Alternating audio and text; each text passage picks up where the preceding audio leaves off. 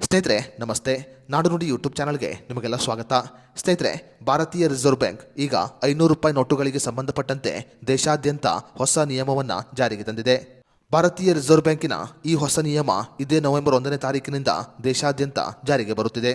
ದೇಶದಲ್ಲಿ ಹೆಚ್ಚಾಗಿ ಬಳಕೆ ಮಾಡುವ 500 ರೂಪಾಯಿ ನೋಟುಗಳಿಗೆ ಸಂಬಂಧಪಟ್ಟಂತೆ ಭಾರತೀಯ ರಿಸರ್ವ್ ಬ್ಯಾಂಕ್ ಈಗ ಮಹತ್ವದ ತೀರ್ಮಾನವನ್ನು ತೆಗೆದುಕೊಂಡಿದೆ. ಈ ಮೂಲಕ ನವೆಂಬರ್ 1ನೇ ತಾರೀಕಿನಿಂದ ದೇಶಾದ್ಯಂತ ಹೊಸ ನಿಯಮವನ್ನು ಜಾರಿಗೆ ತರಲು ಮುಂದಾಗಿದೆ. ಹಾಗಾದರೆ ಭಾರತೀಯ ರಿಸರ್ವ್ ಬ್ಯಾಂಕ್ 500 ರೂಪಾಯಿ ನೋಟುಗಳಿಗೆ ಸಂಬಂಧಪಟ್ಟಂತೆ ದೇಶಾದ್ಯಂತ ಜಾರಿಗೆ ತರಲು ಮುಂದಾಗಿರುವ ಹೊಸ ನಿಯಮ ಏನು ಅನ್ನೋದರ ಬಗ್ಗೆ ಸಂಪೂರ್ಣ ಮಾಹಿತಿಯನ್ನು ಈ ವಿಡಿಯೋದಲ್ಲಿ ನಾವು ನಿಮಗೆ ತಿಳಿಸಿಕೊಡ್ತೀವಿ. ವಿಡಿಯೋ ತುಂಬ ಇನ್ಫಾರ್ಮೇಟಿವ್ ಆಗಿದೆ, ಎಲ್ಲೂ ಸ್ಕಿಪ್ ಮಾಡದೆ ನೋಡಿ. ಹಾಗೂ ಈ ಮಾಹಿತಿಯನ್ನು 500 ರೂಪಾಯಿ ನೋಟು ಬಳಸುವ ಪ್ರತಿಯೊಬ್ಬರಿಗೂ ಶೇರ್ ಮಾಡಿ. ಸ್ನೇಹಿತರೆ, ಭಾರತದಲ್ಲಿ 500 ರೂಪಾಯಿಯ ನಕಲಿ ನೋಟುಗಳ ಹಾವಳಿ ಈಗ ಹೆಚ್ಚಾಗಿದೆ.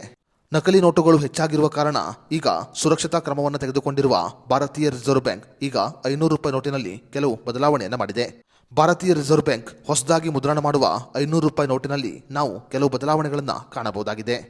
ಸ್ನೇಹಿತರೆ, ಭಾರತೀಯ ರಿಸರ್ವ್ ಬ್ಯಾಂಕ್ ಹೊಸದಾಗಿ ಮುದ್ರಣವನ್ನು ಮಾಡ್ತಾ ಇರುವ 500 ರೂಪಾಯಿ ನೋಟಿನಲ್ಲಿ ನಾವು ಸುಧಾರಿತ ವಾಟರ್ ಮಾರ್ಕ್ಗಳು, ಮೈಕ್ರೋ ಪ್ರಿಂಟಿಂಗ್ಗಳು ಮತ್ತು ಹಲೋಗ್ರಾಫಿಕ್ನಂತಹ ಕೆಲವು ಚಿತ್ರಗಳನ್ನು ಕಾಣಬಹುದು. ಈ ವೈಶಿಷ್ಟ್ಯಗಳು ಜನರಿಗೆ ನಕಲಿ ನೋಟುಗಳಿಂದ ನಿಜವಾದ ನೋಟುಗಳನ್ನು ಪತ್ತೆ ಹಚ್ಚಲು ಸಹಾಯ ಮಾಡುತ್ತೆ. 500 ರೂಪಾಯಿ ನೋಟಿನಲ್ಲಿರುವ ಹೊಸ ವೈಶಿಷ್ಟ್ಯವನ್ನು ಬಳಸಿಕೊಂಡು ಜನರು ನಕಲಿ ನೋಟುಗಳನ್ನು ಸುಲಭವಾಗಿ ಪತ್ತೆ ಹಚ್ಚಬಹುದು. ಅದೇ ರೀತಿಯಲ್ಲಿ ಹಳೆಯ 500 ರೂಪಾಯಿ ನೋಟುಗಳನ್ನು ಬ್ಯಾಂಕುಗಳ ಮುಖಾಂತರ ಭಾರತೀಯ ರಿಸರ್ವ್ ಬ್ಯಾಂಕ್ ಹಂತ ಹಂತವಾಗಿ ಮರಳಿ ಪಡೆಯುವ ಕೆಲಸವನ್ನು ಮಾಡುತ್ತೆ.